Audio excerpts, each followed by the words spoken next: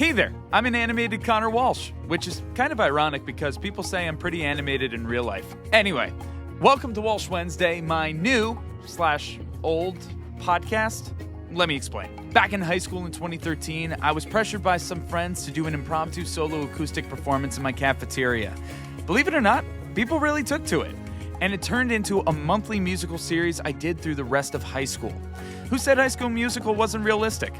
By college, I turned Walsh Wednesday into a web series, focusing on interviews surrounding community events, charities, and local entertainment in the Hudson Valley and Capital Regions of New York. Walsh Wednesday spawned several spin-offs such as the Walsh Wednesday Concert Series, Walsh Wednesday Spotlights, and Walsh Wednesday The Reflective Series before its hiatus in 2021. After that, I spent the last 3 years working in radio, honing my craft, conducting unbelievable interviews, traveling to fascinating places, attending mind-blowing events, and meeting some of my personal heroes. Now, with the help of some awesome people I've met along the way, I'm bringing Walsh Wednesday back bigger and better than ever.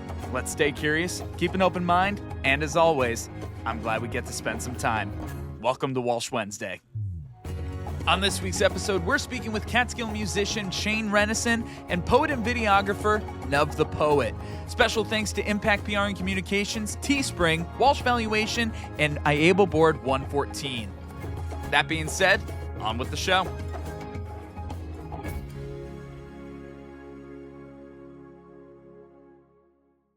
Hey there, welcome back to Walsh Wednesday. As always, I'm Connor Walsh. Thank you so much for tuning in. And with me today, we have a Hudson Valley musical artist. I've had the pleasure of speaking to him before in previous shows that I've done in the past at the radio station, but now this is his first time on Walsh Wednesday. Really happy to have him here, wearing his merch and everything. Make sure that you get yourself one of the t-shirts. Absolutely. We're both wearing his merch. That's one of his song lyrics. I like having his face on my body. I like this. Wasn't this shot at Vanderbilt? Vanderbilt, yeah, I thought so. I thought this was one of the mansions. I'm hoping they don't notice that's, so I get like copyright issues or anything. I don't think so. They gave you permission to take the photos. That's it. I mean, so it could be a staircase anywhere. You know what I mean? It could be. Honestly, it's fantastic. I love it. Nonetheless, from the Catskill area, we have with us Shane Rennison. Shane, thank you so much for being here. Thank you for having me, man. It's a pleasure. Absolutely. No, you were like one of the first people I hit up because I'm thinking it's like, all right, which Hudson Valley artists do I have a close relationship with that I can get onto the show right away? And you were like, it's like, yeah. Bet, let's do it. No problem. Yeah. No, I appreciate you coming this way. Speaking to a microphone, man. Put me on camera. So Got you. Perfect. So you've been having a really good. Well, you had a pretty good 2024. I'll show them all the shows that you've been doing. Yeah, my tour T-shirt. Yep, I love it. And you've had a great number of different releases. One thing that I thought was super cool that you did was the music video premiere at the Hurleyville Performing Arts Center for it was for the Long Road, correct? Yeah, so we did two. Long Road was one of them, and then we premiered the live video for Irrational with my band. Nice, because we put a live album out in November that had 4 live tracks from Irrational, and we shot 2 music videos for that project. And one of them, they were both good, but one of them I was just like, that's awesome. So for the premiere, I was like, let me premiere one like official music video, so there's a lot of cinematic elements to that, and then one live with my band, so people could see the people I was playing with and stuff like that. So we premiered both of them, and it was a really cool event. It was for me an exercise in just putting events together. You know what I mean? It was really cool just to like learn as I went what makes an event successful. And this was like my second event of 2024, we did a vinyl party in April for the release of my vinyl. And that's when we met originally. Yeah, it was like right around that time. Yeah. Yep. So this was cool because I learned a lot from the first time, and I was able to kind of clean some things up for the second event and to make it a little bit more polished. And it came together really well. We had a good turnout. It was a Thursday in October, so having anybody come out, I felt lucky. But It was cool. I wanted my musician friends to make it, and none of us are ever available on weekends. Yeah. So like, let me make it a Thursday evening in October and hope that people want to come out, and they did. So I wanted to come out. I apologize for not making it. I had a bunch of cool, other gigs going on at the time, but everything that I was hearing about, dude, it's so inspiring, the work that you do and like the events that you come up with, because you are really great when it comes to, for lack of a better term, grassroots, really connecting with people to people, finding these events. Walk us through, what was the initial idea? It's like, all right, I'm going to throw this vinyl party. I'm going to do this video premiere at a theater. Like, these are great events that can bring people in, new and old. Yeah, I mean, honestly, it's a balance of like, everybody's so stuck on their phones these days. And as an artist, you feel the pressure to just create content nonstop.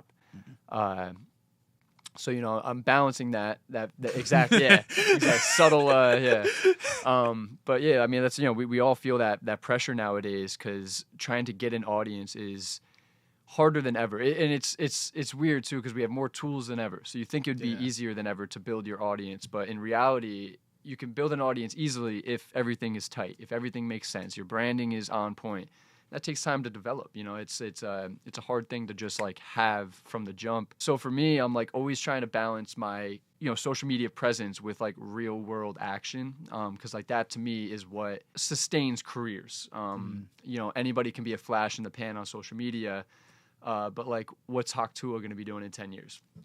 She could leverage her social media presence, and a lot of people are able to do that, where maybe they get a flash in the pan moment, but then 10 years from now they're working on like legislation, like, what I mean? Like, you never know. Once you have that moment, you can leverage it, but a lot of people fade off. So for me, I'm trying not to put too much attention into the social media while balancing it with real world action. So I'm always looking at a way to balance those.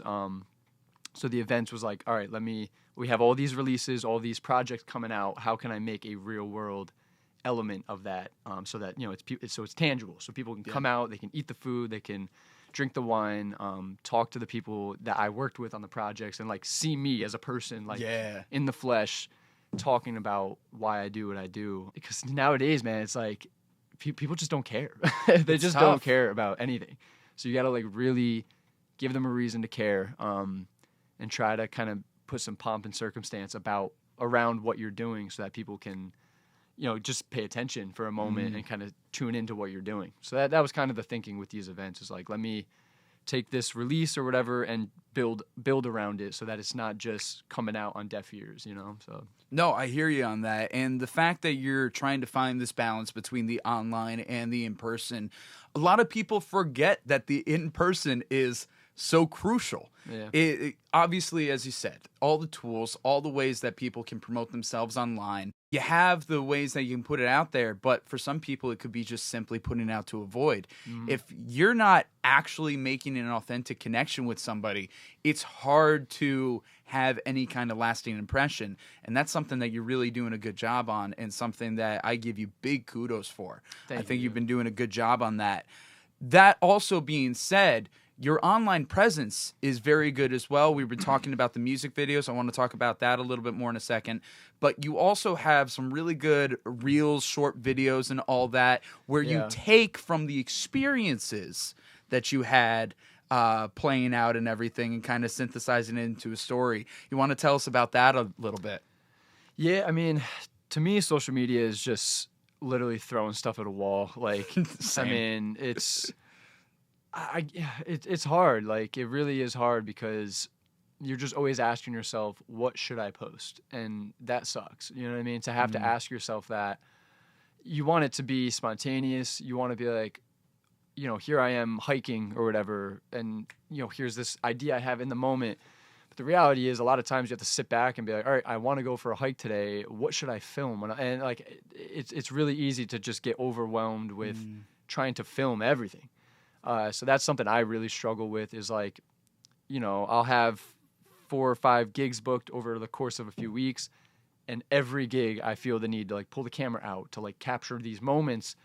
And I got to stop myself and be like, who am I doing that for? And a lot of times I'm always trying to do it for somebody else, or like and that's when it comes down to like I'm always asking myself, what should I film? Like, and it's tough because that's just it's a never-ending game when you do that, because you'll think it's good, you'll post it, you won't get the engagement, and then you throw that idea out and you try something else.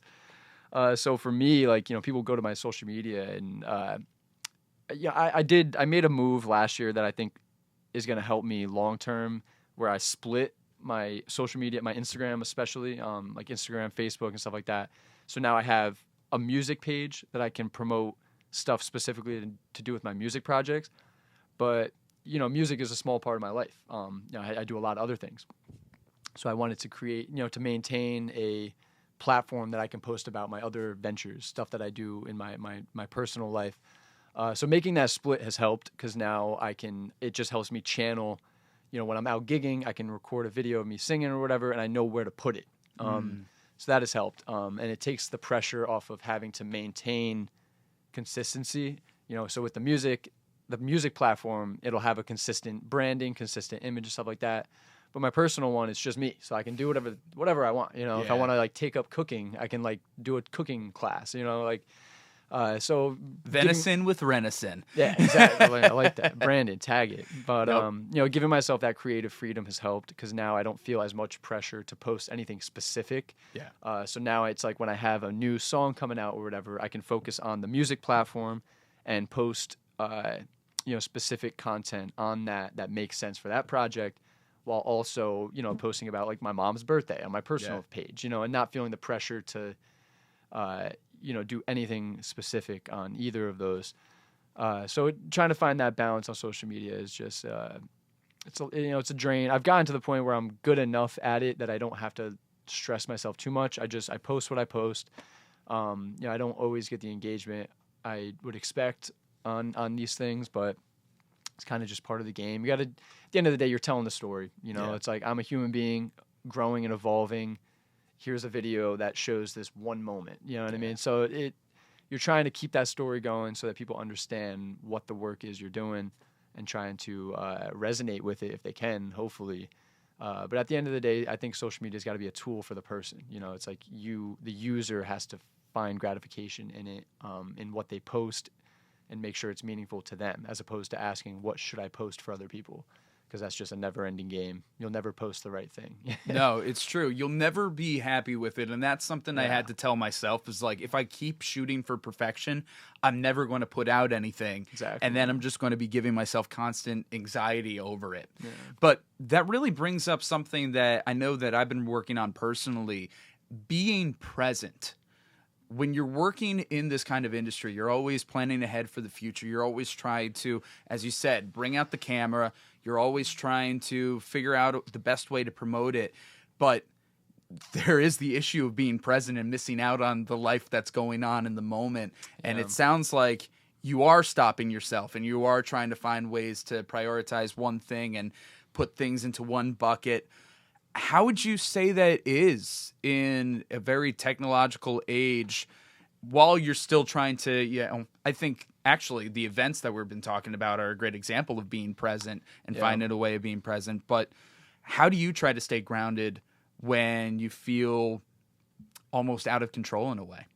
Meditate. Meditate, huh? Just daily meditation. That has helped me a lot. Is like just my spiritual understanding. Like during the pandemic, just before the pandemic, I started going to therapy, and that really helped open a lot of channels and stuff like that. So since then, I have a daily yoga routine, a daily meditation routine that my day doesn't start until I do them. So it's like that helps ground me in reality, and then I can like go into these creative worlds knowing that I'm grounded as a human being in this moment, doing this weird, wacky, creative thing, picking up a guitar and writing a song about a story that might not have happened to me, but like I'm grounded in my creative energy to produce that thing. Yeah.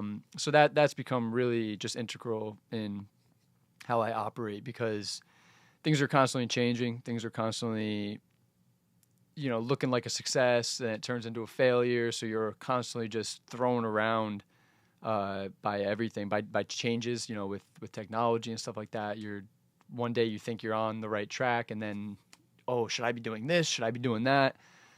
So staying grounded in just your own skin is just so important. And that's big. Yeah, that's why I try to advocate. It doesn't matter what you're doing. If you're a cop, if you're a teacher, if you're a musician, it's like you got to have a spiritual like routine. Yeah. Because life is crazy, the world is crazy, and the more you sit and get lost in that, you're always going to be tossed around. So that's what really helps me, is just maintaining my spiritual routine, so that no matter what happens in my day, I can remember that I'm just a human being, alive for a brief little moment in time, and I don't have, nothing is ever really that serious. You know what I mean? Yeah. I think that helps me kind of keep that perspective. Amazing. Honestly, I think that's incredible what you're doing with that. Something I'm trying to subscribe to as well. What's hard? It's work. It is work. It's work. It is hard work if you really want to be able to get that. I've been doing a lot of reading recently between I'm finishing something that was written by like a Buddhist monk, but then then a buddy of mine gave me Marcus Aurelius to read, and all this stuff. And then of course my therapy journey and just trying to embrace mindfulness and being present. And I find when I do that, I'm able to channel a much stronger, confident, authentic version of myself to be able to put out there. Yeah. So then I'm more Grounded. resilient. Yeah, exactly. I'm more grounded and more resilient when I'm trying to pursue something, because even if it doesn't work out the way that I hope it does, at least I know it was like, I'm me, I'm doing something, and I'm proud of And you went proud for of it. You know? Exactly. And one thing that you're really good about going out there and doing, some people feel that the playing by yourself thing is a terrifying experience. I talk to people who are in bands, and they'll see me when I do a solo acoustic performance and be like, dude, you got a lot of balls. I could not be up there by myself. Mm-hmm. You do that all the time. And I know you're working towards your band. I want to talk about that in a little bit, but let's talk about the solo experience. What is it in you that drives you to do those solo acoustic performances that to some musicians would scare the heck out of them? They pay more. That's true. You get to keep more of the money, right? Yeah. No, but in reality, I don't know. It's really weird, but I was a very insecure kid, very self-conscious, especially in early middle school onto high school. Just really poor self-image. But at the same time, I love public speaking. It was just the weirdest thing. I'd be afraid. I agree, actually. I'm very similar in that sense. I think I've been really trying to break it down recently, because now I don't think much about it. I just I get up there, I mess up a song. It's just not as serious to me as to some people, I feel like. Mm-hmm. And not saying I don't take it serious. I always try to do my best and stuff like that. I look at it as a job, I'm trying to do my best. But the weight of it, at the end of the day, it's I'm playing to 20 people at a pizza shop. I mean, it's if I mess up a song, seriously, but don't take yourself seriously. Yeah. So there's an element of that. But I've been recently trying to figure out why as a kid was I afraid to talk to the girl that I liked, but then I can get in front of the entire school and crack a joke. And I think honestly what it is by being so self-conscious, you might not even think about it, but you want a spotlight. So when you get that spotlight, something awakens in you, and you're like, oh, everybody in here is paying attention to me, and the weight kind of goes away. It's weird. So I've been really trying to understand that, because now, much more grounded in myself and confident in my abilities as a human being. I don't feel that same insecurity I did as a kid. But I just wonder, the same way I feel about going to perform solo, I remember feeling that way as a kid, walking up on stage in front of the whole school. So it's just strange how it's translated to my performing. But yeah, I mean, honestly, I think it's just confidence. So once you get good enough at your instrument and you know what you're gonna play that day, there's a certain level of confidence that comes with that, where it's you don't need to freak out. You know what I mean? There's a reason professional quarterbacks go out there and win games, because they know they put the work in beforehand to go in and live that moment. So it's the hard part comes before I step on stage, because I've worked alone in a basement for years to get confident enough to go up there on my own. So there's a big level of that where it's just inner confidence. But it changes. Depending on who walks in the room. Like maybe one of my musician peers that I look up to walks in, and now I'm up there like hyper focused on like, oh, maybe he's like gonna think I'm not that good. Like so, like depends on who's in the room, because like there are some people that can still have that effect on me where I lose that confidence a little bit. But at the end of the day, I've gotten much better at just trusting my craft, trusting my work, and like I said, just knowing that I work my butt off. So it's like, I have no reason to be up there afraid. You'd be afraid if you are up there not knowing what the hell to do. It's like I would be afraid too. That's a terrifying feeling. It's like the nightmare of taking a test that you didn't study for or something like that. Actually, one nightmare I've had recently, I'm cast in a show and it's opening night, but I've never looked at the script. Ooh, that's been improv. Yeah, it's a good improv. It's been actually, some of those nightmares did turn into funny improv moments, while other ones where it's just a complete crapshoot. You look down and have no pants on. Yeah, never had that one, and believe it or not, even though that is a very common one. But no, thank you for going into all that. And honestly, you really have done a lot of work for your brand and your craft, and I give you a lot of kudos for the work that you have put out, the music, so good. And part of that work is now putting together the band. You said that you had a band performance there for the Hurleyville premiere, and then you're putting together a band to do a lot more band-related shows rather than just the solo acoustic. Right. Can you tell me what it's like to transition from doing it all on your own to now having this collaboration with the rest of the band? Oh, it's awesome. I mean, so we haven't fully got together yet, but I know all the guys. So the other day I was meeting with who's going to be the piano player. He's classically trained. He's just like the homie. Owns an organic farm. Like he's just like that's what I was telling him. I was like, you check 2 boxes for me. It was like, you play beautiful piano on my songs and you have high quality produce. It's there like you go.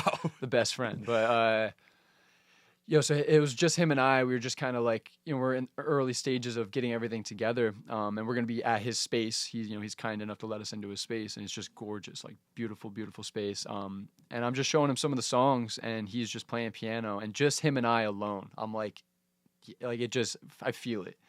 And then, the other guys I have on the project, everybody is a professional on their instrument. So it's going to be a lot of fun. Really, what I'm doing is like, I'm going to bring them kind of how I wrote the song. Like, so for example, like Irrational, people listen to it on Spotify, like the studio version of it, it's going to sound one way. That's not how I wrote it. I wrote it just on an acoustic guitar. So this band is going to try to fit like the Catskills music vibe, where I'm going to be playing like stripped down acoustic versions of my studio releases just with a full band. So it's going to be really cool because it's going to be a whole new interpretation of the music. So I can bring how I wrote Irrational to this piano player, this bass player, this guitar player, this drummer, and then in the moment they can just find what works for it. Wow. So I'm really excited because I'm giving each musician the freedom to just like come up with something that feels good to you. You know what I mean? Like I wrote the song. Here's the palette. Take it and interpret it how you want on your instrument. And there's gonna be a lot of room for evolution. So I don't want there to be like one way that we play this song. I want it to change based on the season, based on the venue. So there's gonna be a lot of like improvisation. There's gonna be a lot of it's gonna be really cool. Bass solos. It's gonna be a lot of fun. So I'm excited. And for me, I've never had that experience with a band. All my musician peers, I started a band when I was in middle school. We were in the battle of the band. I never had that. I got to music so much later in my life, in my 20s. So I never had that experience. So now it's like a lot of people say their first band experiences were rough. It's a lot of trial and error. It's a lot of learning. So for me, trying to put a professional unit together, and it's my first time doing it at this scale, it's a little daunting. But at the end of the day, the people I have on the project, a big thing for me is just the music's got to be good, but who is the person? I'm somebody that needs to connect with who I'm working with on an emotional level. And everybody I got there, I always say they're the type of guys you throw your keys to. You know what I mean? Like, yes. And that's important to me because like I just want to know that they're there for the right reasons. We're all together for the right reasons, and there's no ulterior motives and stuff like that. So I got just a really good group of people And on top of that, they're all amazing at music. So Yeah. it's like that helps. So I'm really excited because for me, the solo gigs are great. They pay the bills. It's gotten me this far, and I'm going to continue doing solo gigs. But this for me is an opportunity to start playing bigger venues, start making more of an impact with each, with my shows, with my music. Really is I put so much into my work and my music. A lot of times I go to play these solo gigs. I'm not playing my songs. I'm playing A lot Brown of Eyed covers, Girl. right? Yeah. And then I'll play an original, and nobody cares. Like they're not there for that, and I get that. They're there, celebrating their daughter's anniversary, or it's like they're having their moment, and I'm just an extension of the restaurant in that moment. So I get that, but I'm trying to make more of a platform for my work. And this to me feels like it'll get me there. So I'm excited. No, absolutely. You should be excited. And what you're saying about the collaboration, that's very similar to how I work with a lot of musicians and bands as well. Right. How it's like, here's something I created, but like you're here because I trust you. Mm-hmm. I know your music, I know your style, and I know you can bring something to this that I can't do myself. Exactly. And I think the trust that element is the big. trust. And then also just the hang, as you said, the person. Yeah, it helps. It helps big time. I was taught that in music school. I had teachers that said all the time, it's like, you might be the best at what you do, but if you can't hang, if you're not a chill person, if you're not able to walk into a room, if you're not able to walk into a room and people are comfortable around you, then you're not going to get those gigs. I think comfort is the right word, the comfortability. And I'm trying to create that with the band on stage. Because the same way I approach my performances where I'm very comfortable in my element, I want that to extend to the whole band. And that's important to me. I'm telling all of the members, like, listen, this is going to be fun. Like, I don't want this to ever feel like work for us, And that's important to me. I want the gigs to be silly and like, where, let's... 4-bar interlude over here for the bass to just go off, and then the next day have a drum solo. It's so I'm excited for that because, like I said, I've never really had that experience in music. Most of my musical experience has been me alone on stage with a guitar or in the studio with my producer Julian, and I love that. So like I've decided like in the studio I have an amazing setup. My Julian and we collaborate amazingly. We are able to make the music I want. In the studio, I'm trying to get that same level of satisfaction of creation with the live performances. And I'm hoping this can get me there, because the reality is the past few years I've had opportunities in the Catskills and around to play with a band. I've just had to turn it down because I don't have a band. So, I'm hoping this year when people are like, hey, do you want to play with a band at this cool show? I can be like, yes. And that's why we're starting now, so that we can just kind of hit the ground running, so that come spring, summer, we're just ready, So I'm excited. Fantastic. See, you're leveling up. You're hitting the next echelon, and I think that's fantastic. It's a brand new opportunity for you. New beginning, new year, everything. And not just the fact that it is a new year. I do need to mention this. Happy birthday. Today is your birthday. Not the day that this is airing, but the day that we're recording this is his actual birthday. It is. And that must be cool to a degree. It's like you're entering in this new year and new beginnings. You're getting this band off the ground. What can fans and new fans expect out of you for this new year? Do you got any releases people can expect? What should people be looking into? Yeah, so a big thing last year is like we put these big projects together. Like we had the one album that was 11 songs, Irrational. Yep. We had the live album that was 4 live songs and music videos for all of them. And it was a lot of work for what I call like a small splash. And because I'm still kind of a low-level artist, nothing I ever put out ever has like a big splash. And I get that. That's just the way things kind of go when you're at this level. But for this year, I was like, how can I kind of spread out my resources? So basically what me and my team are going to do, we have about 8 songs fully done. And we were thinking, do we put an album, blah, blah, blah. I was like, I'm going to just do one single at a time and force people to listen to just that one song. So that's what we're going to do. Basically, we're going to go, I'm going to try to get a single a month for as long as I can keep it up. Try to get like 8 to 10 months straight of just a song a month. And we're in the process. Another cool thing that we're moving into is producing in Dolby Atmos, like spatial audio. Wow. So every song from here on out is going to be in Dolby Atmos for my music. So that's going to be big. We're doing a lot with sync music, like trying to get into music, videos, TV shows, and movies. So we're doing a lot of work to leverage our catalog for those type of opportunities. And then for each single, my idea is to basically make an entire project around just that one song. So we'll have a music video, we'll have a photo shoot, we'll have press, everything will be built around one song at a time, so that I can really just kind of put all my resources to use on one song at a time. Because the reality is like, people just want content. So it's like, the more you can keep up giving them consistent content, the better off you'll be trying to keep the momentum building. So that's kind of my idea for the music, is just to like kind of have singles released throughout the year. There's a few other side projects that we might have coming out too that'll be really cool. Like on the side, really cool music videos that we're scripting out right now with some like really cool locations that we're talking about. The band is going to be really cool. We'll probably end up doing like a live EP with the band later in the year, which would be cool. Yeah, like to showcase them a little bit. And then just kind of trying to keep that ball rolling, man. It's like, it's a lot of moving parts, and like I said, it's really just throwing stuff at the wall and trying to see what works.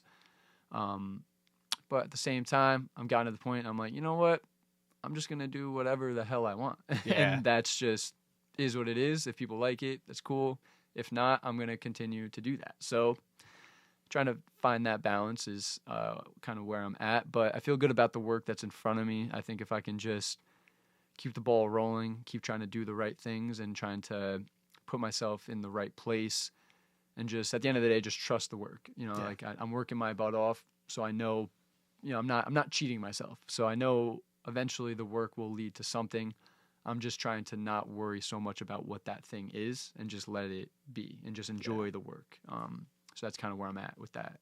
That's beautiful, man. That it really is beautiful. And what you said there about how things don't have a big splash right away, you got to have the groundwork. You have to have that ground floor and be able to work on it, because take this for example. Obviously, it's not huge yet, but the different ways that it worked. When I did Walsh Wednesday back in college, I'm just doing it with some college mates and a few people that I meet along the way and have some fun opportunities. But that gig helped get me the radio gig. I get to do that for 3 years, meet some incredible people, have incredible interviews, go to phenomenal places, meet people like you, and have those incredible, incredible memories that will never be taken away.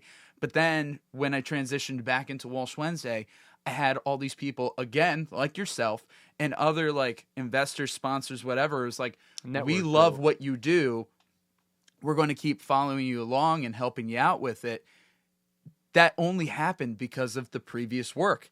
May not have been a huge splash at the time, but it's helped building up to the bigger things. That's exactly what you're doing. And I think that's just so important for a lot of creatives to really think of. This might not be the thing that breaks me through, quote unquote, but it's always just another step in the ladder. It's another step in the stairs, something like that, to keep going and to keep moving. Shane, this has been a great conversation, great interview. I'm really looking forward to so many great things that are coming your way for 2025. Is there any last little thing that you want to leave the listeners with on what they can expect, where to find you, anything along those lines? Yeah, well, you can just Google Shane Rennison. Most of the stuff will come up there. So just Google Shane Rennison. It's Rennison. And just kind of stay tuned. I mean, it's a weird life. I'm developing a lot of different things with my family's kettle corn business, like I was saying. Delicious, by the way. Check it out. Yeah. We'll have links for not just his music, but the kettle corn if you want to order any. So good.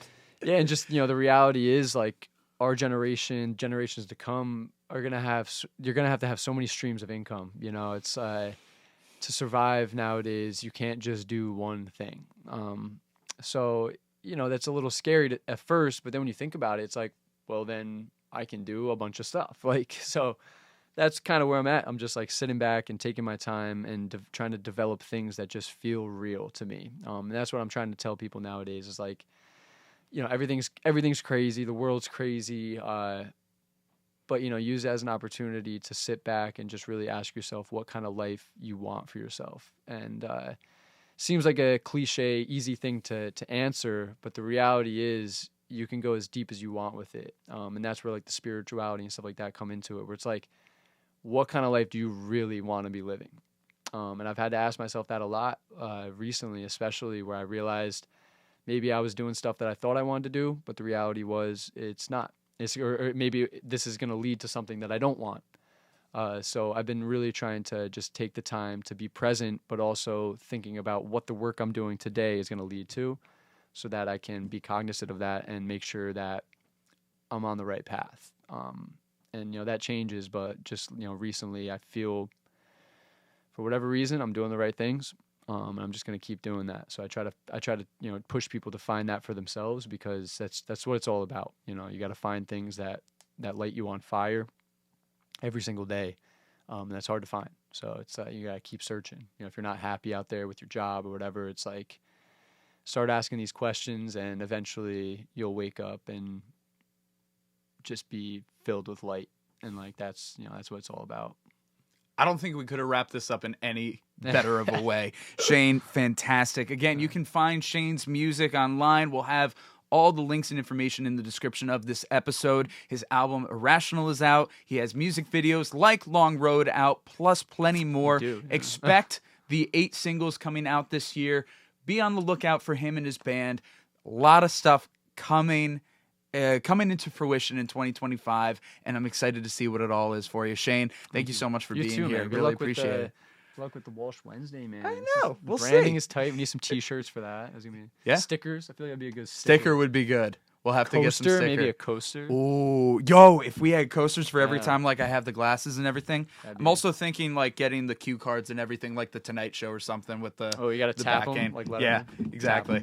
Tap into everything. Just have them be blank though. There's nothing actually on them. No, I actually need these notes. No, but fantastic again, Shane. Thank you. Thank you, man. Thank you for having me. I'm Connor. I'm Shane. And as always, we're glad we get to spend some time. Hey there, I'm the ad ref, and I'm calling a timeout on today's episode to tell you about our sponsors. First of all, let's throw it to Philomena in the booth. Philomena? Thanks, Connor. I'm Philomena Finelli, CEO of Impact PR and Communications and a media maven, which is a fancy way of saying that my team and I help companies get in the news, transform leaders into thought leaders, and cut through the clutter with messaging that matters. And we do it all with a smile.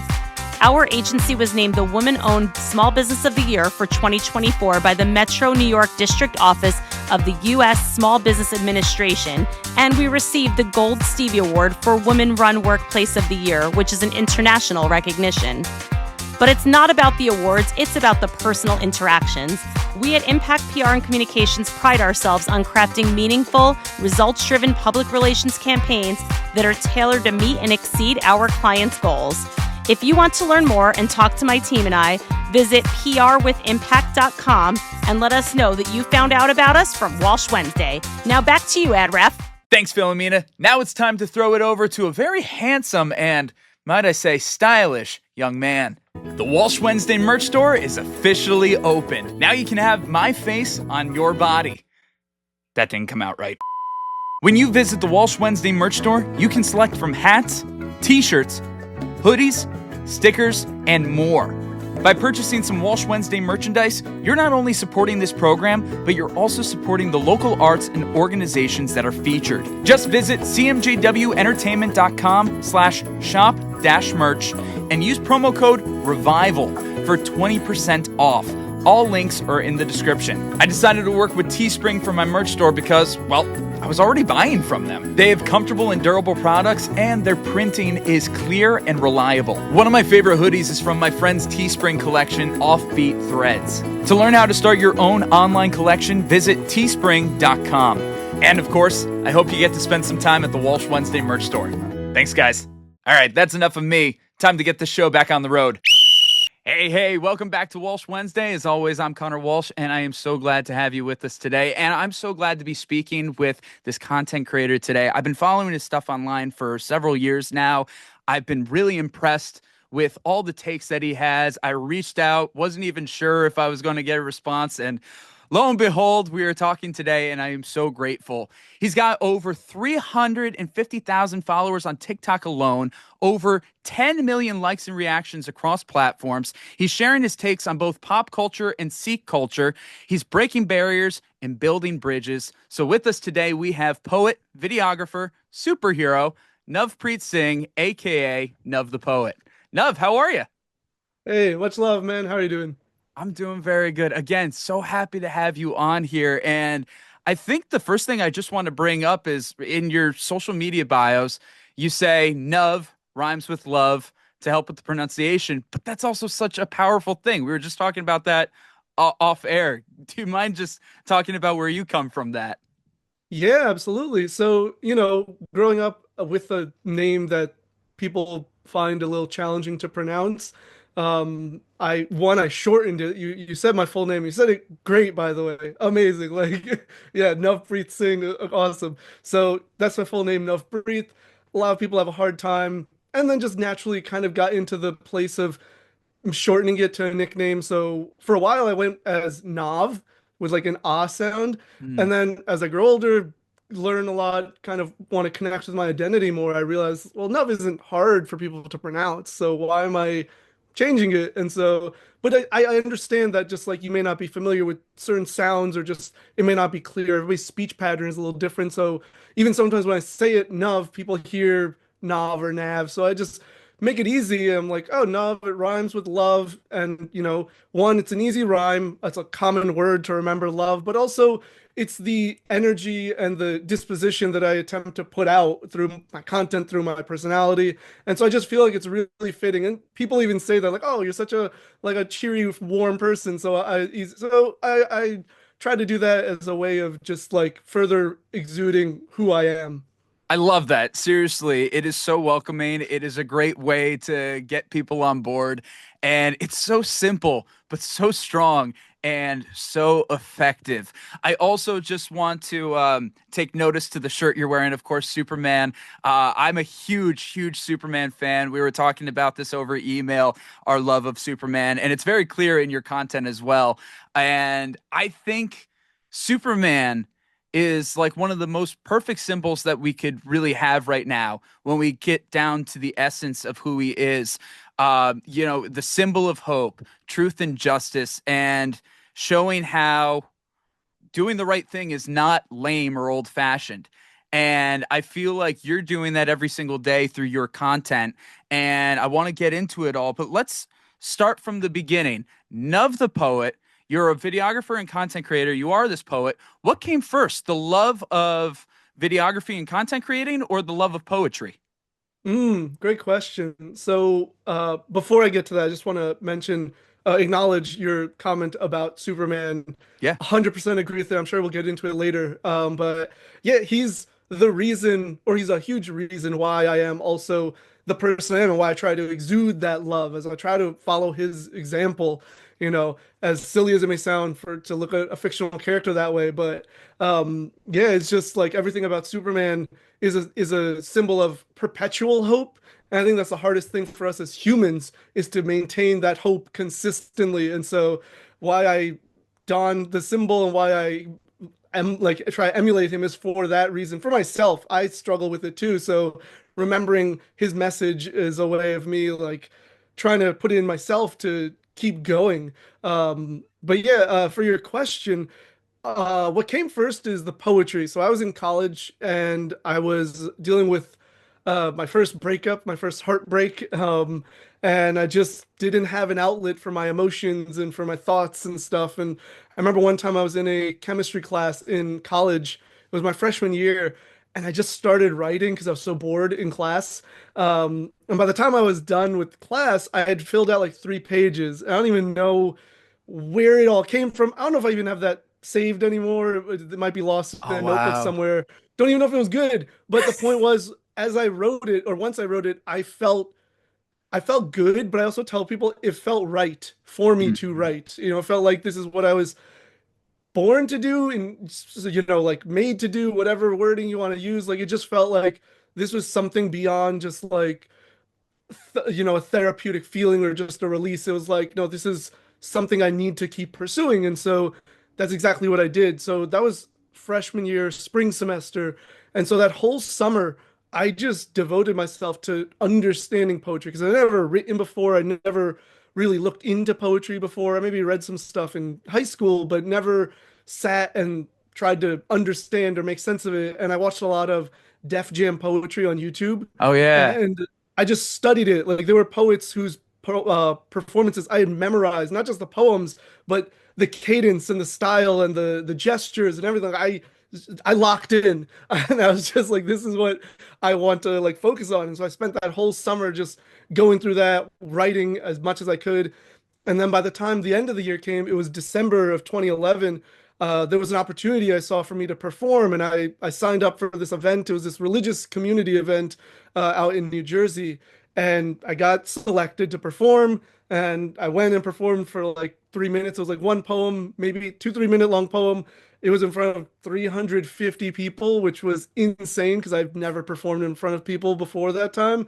And again, like the performance is fine. I do have video of that, and I watch it back once in a while. It's fine. I mean, it's my first performance. Can't expect it to be good, but the thing I do remember is walking off that stage, and in my mind, I said, "This is what I want to do with my life." It wasn't a maybe. It wasn't a should I. It was this is what I want to do. I was 1,000% certain in that moment, and so from there, I just kept going with it, and I realized I wanted to pursue it, but I couldn't do like poetry as a major. I mean, maybe you could, but just not the most viable approach. So I started exploring things that were adjacent to it. And then I was an engineering major at the time, and I discovered my college had a mass communications major. And so I switched to that. And I took my first film and television courses, and that's what made me fall in love with those, those courses, those paths. Oh, that's terrific. So really, the videography, the content creation was a means to the end to really find a way to display yourself. And honestly, you are so great with words, whether you're reciting your poetry or talking about Superman or your favorite shows or even the WWE. You put it so succinctly. It's like, oh, good. My roommates in college loved the WWE. And so I was like, I see that and I think of them. But that's fantastic. So you were able to build and grow that way. So tell us about what it was like when you're building your following on TikTok. Did you imagine that you would gain the following that you have? Yeah, it's always a funny story because I had been on other platforms for a while at that point, Instagram, YouTube. I used to be very like consistent with posting on YouTube. But nothing was really clicking in the sense of like it wasn't taking off as like I guess people imagine. And I was mostly just sharing my poetry and like other motivational public speaking type kind of content. So I got to TikTok and I just thought, oh well, this is another platform to share my poetry. So I started doing that. Got some traction, a couple hundred, maybe 1,000 or so followers. I forgot the exact amount, but it wasn't a lot, but it's still like probably the most I've done in any platform. And then I understood the TikTok algorithm and the For You page. And I understood that a lot of people were seeing my face, my identity, the turban and beard, and maybe had questions because I realized it was going out to random people, right? It wasn't just people following me. It wasn't just people who knew of me. TikTok was shooting it out to whoever might take an interest. And so I realized that all these people that may have never seen someone who looks like me or never had the chance to encounter someone like me and actually talk to them were seeing my face, seeing me talk, and they may have questions, but may be uncomfortable, unsure of how and what to ask. So I thought, hey, why don't I just start talking about my identity, my faith, my background, and at the end of each video, I'd just say, if you have questions, feel free to ask. Hopefully that would, remove any sort of worry or concern of offending or anything like that. And so my first video I put out, I think I had a couple thousand videos. I kind of just covered like the start of my faith, how the religion began. And then my second video, I talked about what the significance of the turban and beard are. And that video in like 2 to 3 days had like 60K views. Mm. And I was just like, oh, I guess there's something here, which I didn't. To answer your question, I did not expect to get that sort of response on an app that was like, at that time, especially, this was like in 2019, early 2020, known for being like a dancing and lip sync app. So I Yeah. was like, why would anybody care about religion on this app? But me, I always will just put my most authentic self wherever I want to. And lo and behold, that is what spoke to people, and it's what built most of my platform. Because from there, like I always tell people this, genuinely, I was planning on doing like 5 to 10 videos, and then just like, okay, I covered my basics, everybody can, go home happy.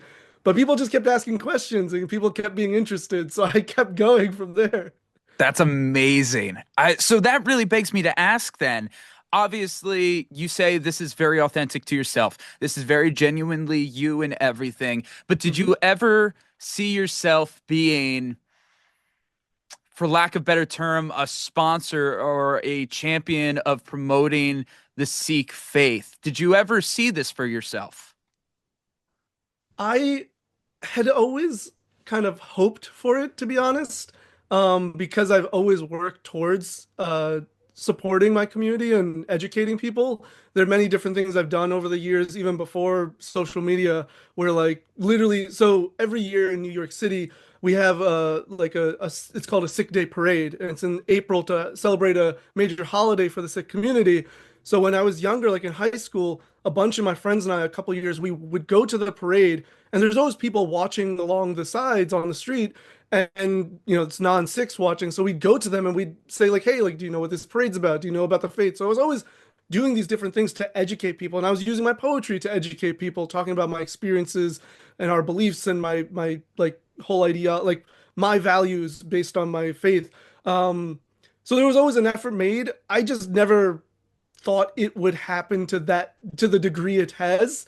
I thought it would remain just this whatever wherever I go, but TikTok took it to such far-reaching places, like people all over the world commenting and messaging and saying like, "Hey, I've never met someone of your faith until you, and I'm like 60 years old," and things like that. Or people telling me, "Oh, because of your videos, I decided to go to my local Sikh place of worship," and I'm like, "Whoa, that's insane," you know. To even the extent of some people saying like, "I've decided, like your videos made me interested in learning more about the faith, and now I've decided to follow the faith." And I was like, okay, yeah, yeah, man. Wow. Yeah, people have like genuinely converted to the faith. And again, that's never been my mission. My mission's never been to, I just gotta put that out there so people don't think I'm like trying to impose it on anybody. But I love it. I love hearing that people it resonate with them so much, the beliefs and the values that they decide to follow it. And like to know that I had some sort of like role in that is just like still unbelievable to me. Even when I say it, I'm like, but I'm just making silly videos on TikTok. Like, how does that translate to, oh, I wanted to follow the faith? Like, that's wild. That is wild. I think that is insane, but I'm happy for it. I am sincerely glad to hear that. As somebody I was raised Catholic, Hmm. um, wouldn't say I'm necessarily still prescribed to the Catholic faith, but my belief is now that no one religion has a monopoly over the divine, and whatever way that you find a sense of God, the universe, love, morality, understanding, and peace, whatever that might be, I support it. And here you are with your platform sharing exactly that love, morality, peace, and hope. And if you're able to bring that peace to other people, that is such a beautiful thing, my man. Seriously, I think you're doing great work. And since people are asking you all these different questions, what are some of the questions that you see pop up the most, or some misconceptions that you find pop up the most about the Sikh faith?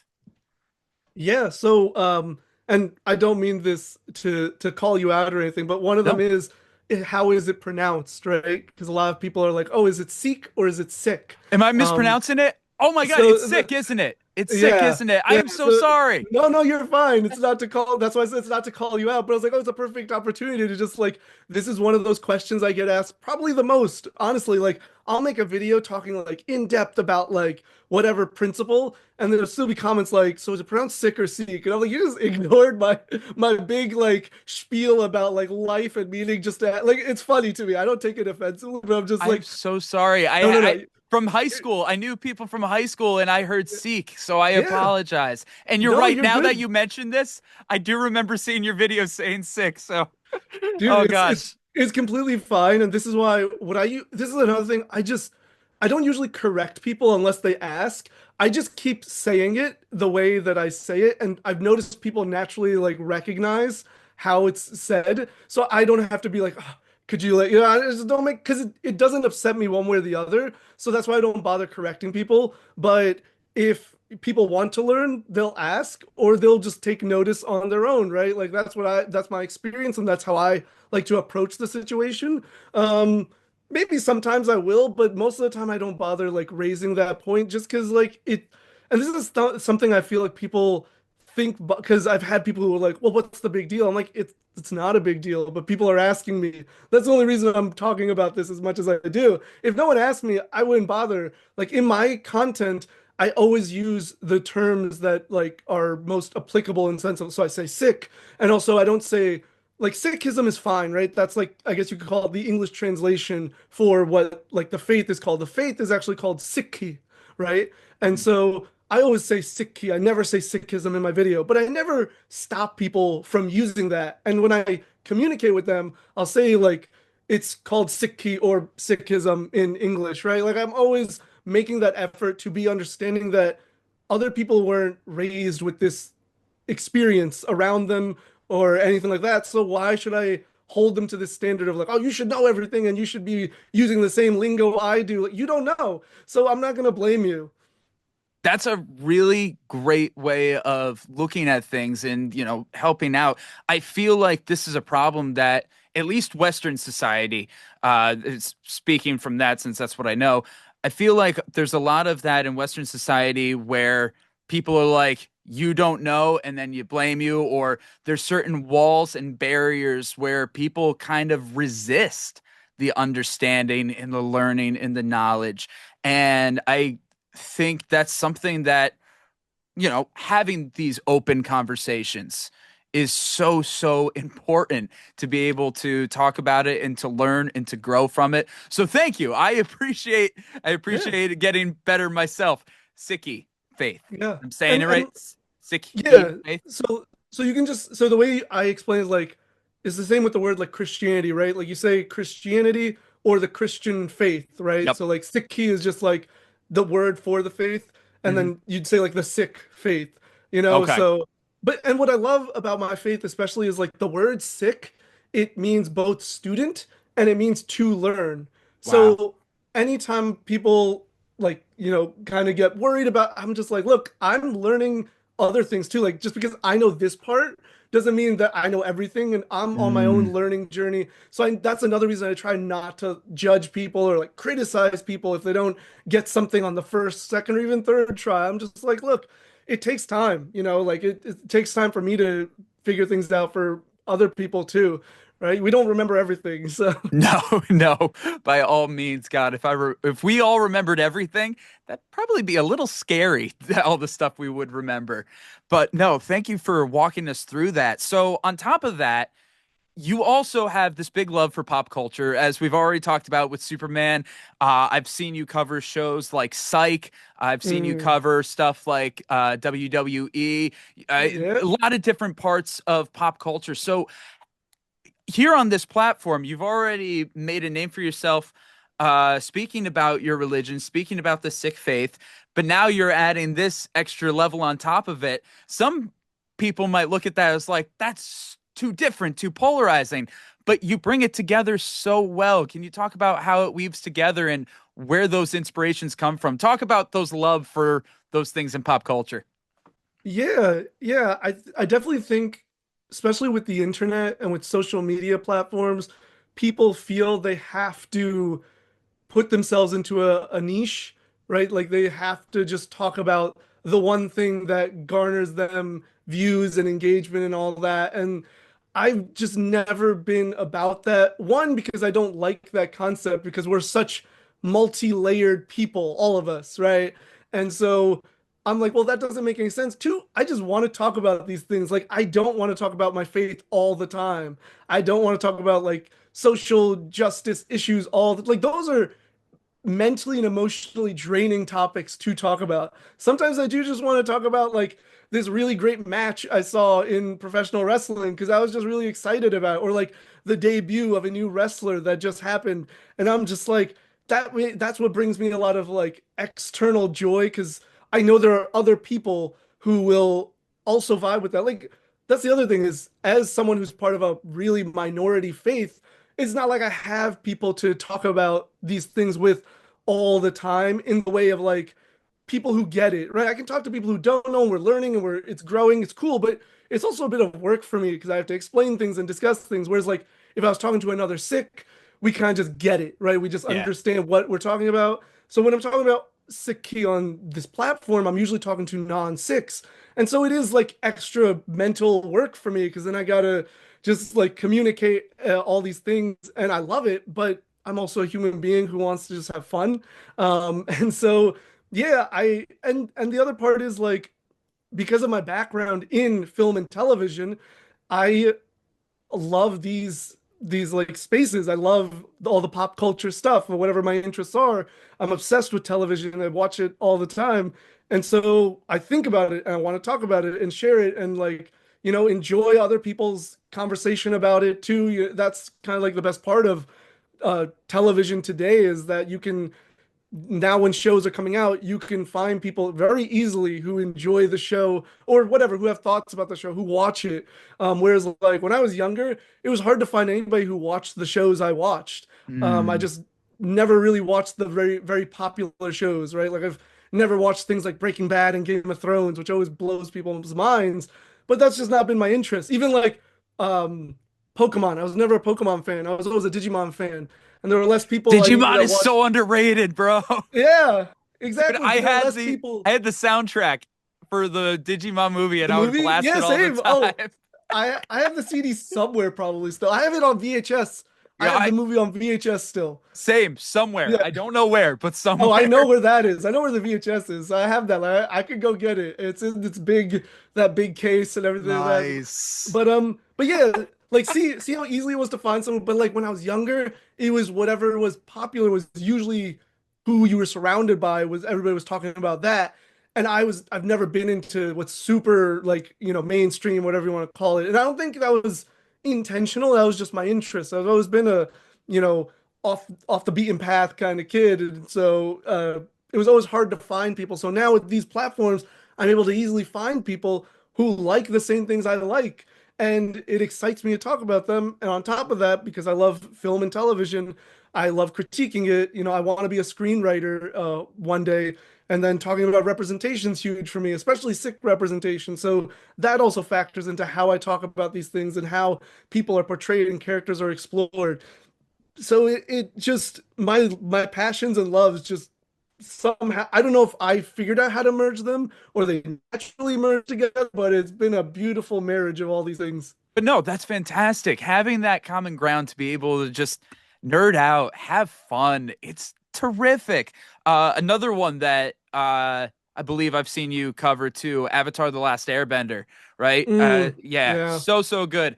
I got the whole box set on DVD Same. around like 2021 when it was kind of like getting a bit of a boost and a revival, and I think I watched the box set like 3 or 4 times in rotation. Oh my Dang. god, so good. And then of Yeah. course your shirt, as we've talked about with Superman. Let's nerd out for a second. What do you think of Yeah. that James Gunn trailer with Superman and everything? I think it looks bright and hopeful personally. Yeah, I agree. I'm so excited. So I love telling the story. I was burned out from the idea of Superman. Not like I always loved Superman, but like the mainstream depictions of Superman because of the Mm, Snyder cut. Not my personal favorite, right?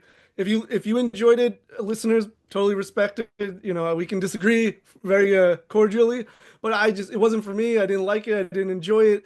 And so I was very like, oh, I'm not even gonna watch this trailer for Superman, the new movie coming out. But like I kept hearing people talk about it, and it got to me. So I was like, okay, as someone who loves Superman, I should at least check out the trailer, right? Like that's, and it was also I was in a very like a lot of turmoil emotionally and mentally the last few months. So it was like the perfect. I mean, I watched this trailer, and it just like it healed me in a way. Just like That's what Superman's for. exactly, and that's when I was like, man, I miss Superman, and like it felt like Superman was gone, honestly, and he just returned. Like it felt like in the movie Superman Returns, right? He was literally gone in the movie in the beginning. It comes back finally. Like that's kind of how it felt for me for like the past decade. We just did not have Superman, and now he's back. Like I don't know, he was off. He was off in another galaxy fighting whoever, Zod or something. But now he's back, and I was just like, oh my God, I've missed Superman. And so I've decided to delve into Smallville, one of my favorite shows of all time. So good. Oh my Yeah, God. and I'm doing a rewatch, and I'm also then I'm working on doing like a whole retrospective for YouTube. And so I'm going season by season, and I'm going to be talking about all the episodes and my thoughts on the characters and the development of the stories and everything, because I love this show so much. It is my introduction to Superman, really. Like I'd seen like Justice League, Superman animated series, Justice League Unlimited, but Smallville's the show that like not only was my introduction to Superman, but in my opinion, taught me what and who Superman is. Yes. Right? And that's why I'm going Yes. through the show, because I feel like even just from the trailer, there's a lot of discourse about like which Superman is better and why this Superman isn't this or that. And I'm like, this is why I want to go through the show. I feel like it's the perfect time. I go through the show because the show outlines so well who Superman is. And like for everybody's arguments of like, oh, he's too perfect, he's a Boy Scout. So Smallville's the show for you because he's not perfect in that show. And he has to, for me, seeing the character do like have the abilities he has, and every day has to make the choice not to do whatever he wants, that to me is like Superman at his core. And if you understand like how huge that is, that we as humans like easily we fall into our vices, we fall into our frustrations, our ego, our vanity, our pride so easily, and we don't have the power Superman does. So imagine us, the average person, with Superman's powers.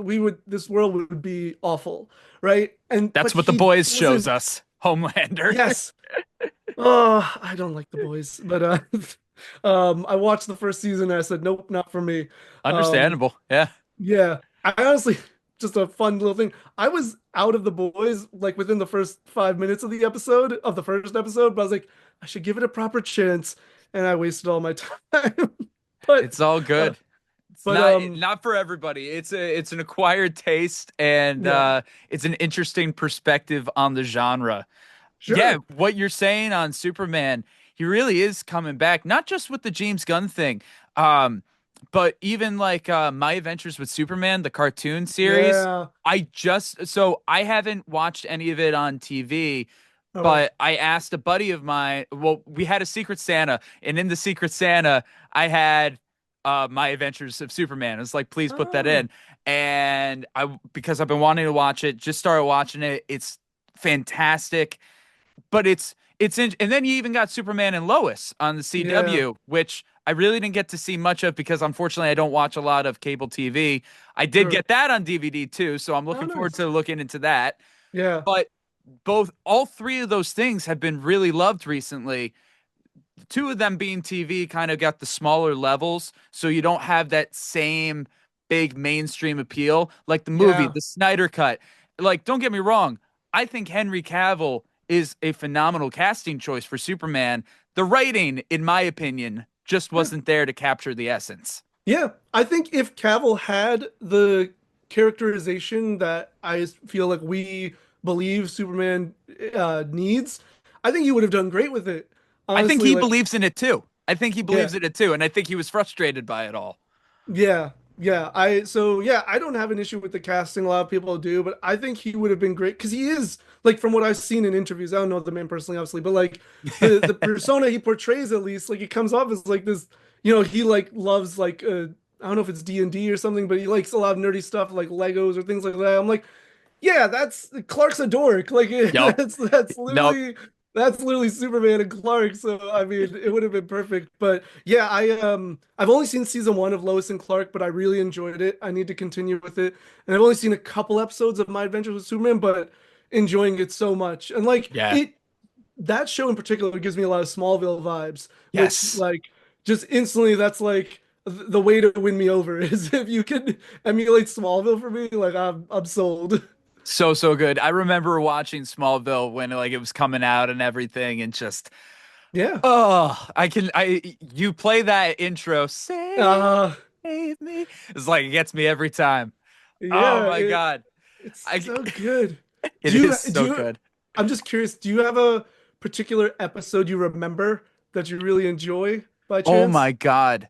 There are a few episodes that really got to me, but there's one episode. It was the first time Christopher Reeve showed back up in the wheelchair and Mm, everything. Because dude. of course, I grew up on the Christopher Reeve Superman movies. I love that. I have the box set of all the films, background, documentary. Like, to me, he is Superman. I'm one of those guys, and absolutely, I love him. Sure. So when you had worlds collide like Yeah. that, it Yeah. just, oh my God, when they first announced that he was going to be on the episode, I was there was no containing my excitement at the time. And in going back to watch it like years since as an adult, it's kind of Yeah. still hard to like Yeah. rein in the excitement. Oh yeah, because and they also do it to that like they build up his reveal, right? Like of who he is. And then the fact that they have him introduce this Clark, this Superman to his Kryptonian heritage is just such a beautiful passing of the torch. And so yeah, like I remember that episode so well. I love that episode. My favorite or one of my favorite episodes, the one that stands out to me, it's in season two as well. It's called Ryan. It's with this little boy Ryan who was able to read Yes. minds. So he shows Yes. up in two episodes. It was one in season one in season two. The reason I love both, but season two episode, he is sick. His powers are causing him to have like a tumor or something, and he's dying. And Clark does everything he can to save him, and ultimately can't. And I just think that lesson is so pivotal to Superman to understand that he cannot save everyone, but he has to keep working to save whoever he can. Yeah. Like, it's again, a man with all these powers, you can easily fall into the trap of being like, well, there's nothing I can't do. But no, he still has some limitations, still has some restrictions. He's not magic, No. And so that episode, and like they did a great job of in the first episode with Ryan, they built this great sibling dynamic. So he's losing a little brother. And Yeah. so it's just like a huge moment. It's a beautiful, heart-wrenching episode. It's the one that like there's like you said, there's several that like come to mind right away, but that's the one that again, it's this pivotal lesson for him and what it means for him to become Superman. Yeah, absolutely. And I think the whole thing about not being able to save anyone, probably my next like really memorable episode was the trade-off between Lana and his dad. Oh yeah, 100th Because episode. with that, obviously growing up with the Christopher Reeve Superman, I was familiar how Pa Kent in most iterations does die of a heart attack eventually. But, in watching Smallville, I kind of got to the point where it's like, oh, I guess they're not going to do that. Like Pa Kent's been around for a while now. Okay, I guess they're just not going to do that. And that episode broke me. Yeah, it's a great episode. It's the 100th episode of the series. It's called Reckoning. It's season 5, episode 12. I You told you remember it so much I'm a better than Smallville me. nerd, dude. I'm a Yeah, Smallville nerd. Like I'm a Superman lover, but I'm a Smallville nerd. Like you can recall an episode to me, like just a premise, and I can be like, oh yeah, I know which season. I might not remember every episode number, but that one's the 100th episode, so that's why I remember it that's so easy to well. remember. Yeah. Yeah, but yeah, I love again, yeah, it's the same thing of like, yeah, he unknowingly makes a choice. But that's the thing, his choices, it's a lesson of his choices have consequences. And like, I'm always curious, given the choice, who would he have chosen, right? Like he Yeah, didn't know he didn't he was know. sacrificing his dad by reversing time and everything. But if it was laid out in front of him, like, okay, if you go back in time, your dad will die. I'm like, who would he choose? I don't know. I don't know either, especially young Clark in Yep. Smallville. I Yep. think I think there'd be a different answer depending on which iteration of Superman. But Right. the Smallville Clark, that is a Yeah. tough one. That is I a mean, tough one. in that episode in particular, he had just proposed to Lana and he had just Exactly. opened up to her about his secret. So it's like the most difficult point in his life to make that choice too, you know? So it's just like a random question. I was just like, who would he choose if given the choice? You know, like if it was like Yeah. if Jor-El said like, okay, I can bring her back, but then your dad has to die. Yeah. I don't know. I don't know what he would do. I don't know. In probably Superman fashion, he'd probably try to find a way to save both, but Right. probably wouldn't succeed, unfortunately. Yeah. Like Yeah. it would probably be one of those things where like you think he succeeds, and then there's the heartbreak. Right. Yeah, that Oh, makes sense. oh my It's so God. good, dude. The show is so good. I can't wait to release this. Oh, it's gonna be, video by video, but I can't wait to start releasing the series. I'm Please so let me know excited. when you do because I will be there to watch it like the Yeah. moment that you start. Oh my God. So I will say So fun. the first video, I still have to finish editing. I'm working on it this week, but the plan is to release it this Sunday. If not this Sunday, within like the next week. But the plan is this coming Sunday, which is the 26th. Yeah, January 26th is the plan. Because I know this is probably gonna be released Yep, way in later. February. Well, Yeah. this works out. So by the time that this airs, you'll already have stuff out. So we'll include all the links and information in the Yeah. description of this episode so you can check out that Yeah. retrospective series. Right. Yeah. Well, with with the TikTok, everything going on with TikTok, I was like, I think it's just time for me to move on. Like Mm, I just think also the platform just hasn't been serving me very well in the last like year. Like my content's been doing atrociously. hmm. Just like even when I create content, I'm not into it anymore. And so I was like, I need to change things up. And people keep telling me they'd like longer form content from me. So I was like, maybe I should start doing YouTube, and that's like longer form content is definitely actually my strength. I've just made short form content because that's what seemed to be working. But Yes. I have too much to say to really like fit it into like 90 seconds. So I'm fine. I'm fine with the move. Because I'm not just gonna talk about, Smallville and superheroes and pop culture stuff. I'm gonna continue, or I rather like restart my understanding Sikhi series. That's what I always called it, Mm, is understanding Sikhi. So I'm gonna have like restart it and like again make longer form content so I can dive even deeper into a lot of these ideas that I explored in like 90 to 120 seconds. that's amazing. Honestly, I wish you the best of luck with it. I have a lot of faith in you for it because you've already been able to establish quite the background and community through TikTok. Hopefully that will be able to translate over. And I think people will really appreciate that out of you. Honestly, just in this interview alone, I kind of forgot that I was interviewing you a couple times. I've just been having a lot of fun. Yeah, But you brought it up already with the TikTok. Not getting into politics by any means, sure. but the TikTok ban does have offers a lot of constraints and a lot of valid concerns for content creators. What is your opinion now about having the space as a content creator, whether it is about pop culture, whether it is about religion, whether it's fun skits or important news related information? Why do you think it is so important, in your opinion, for content creators to have the freedom to express themselves and create? Yeah, great question. I mean, I think the question itself is the answer. Like having the freedom to express yourself and create is, to me, one of the most basic fundamental things we can do as people. Like that's how we identify ourselves. That's how we like understand ourselves, is through expression of ourselves. Even forgetting like social media, just like if I am talking to another person and they are not allowing me to fully express myself, or I don't feel comfortable enough to express myself, that is hindering me as a person.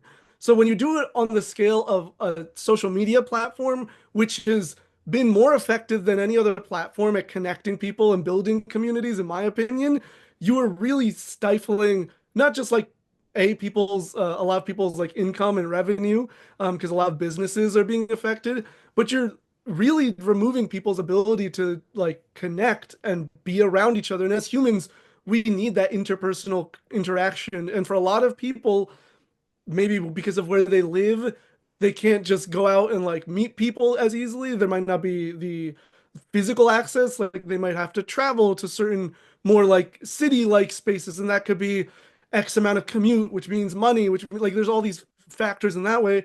But also maybe the right type of people aren't around them, right? Like whether it's political, religious, whatever affiliation or something, you just again, maybe there are no people around me that like Digimon, so I can't talk about Digimon with my neighbors, right? Like in just that, like just to show a simple example, there's so many ways that like giving access through a social media platform through the internet allows people to really experience life and their humanity, and removing that, it's I mean it's just detrimental to us as a society, in my opinion.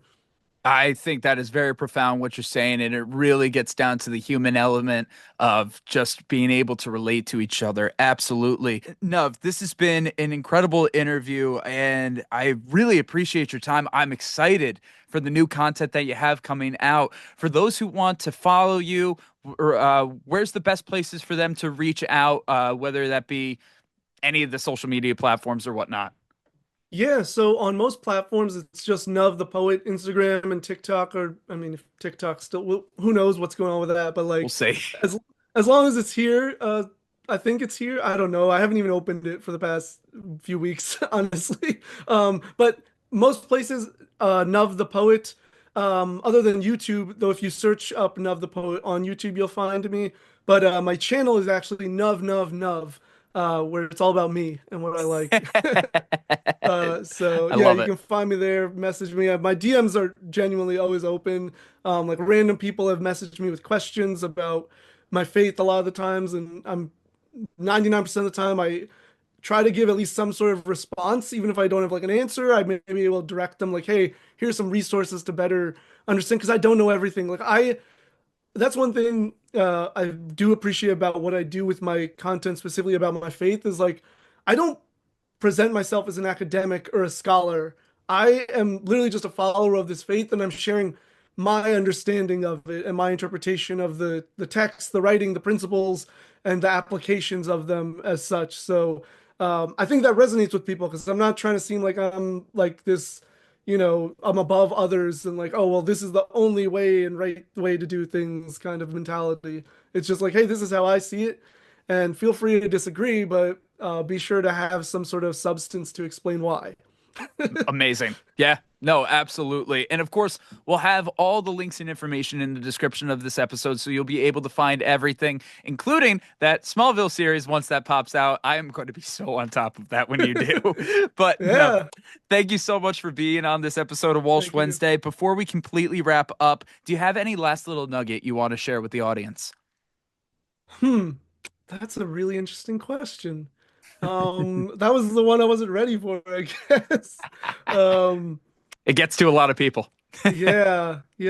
I mean, again, my whole philosophy that I strive to live by is one of breaking barriers and building bridges, so that together we can like foster deeper understanding of one another, and then from there build a better world. And so I guess the last thought I'd like to give is, what can you do in your way to build a better world around you?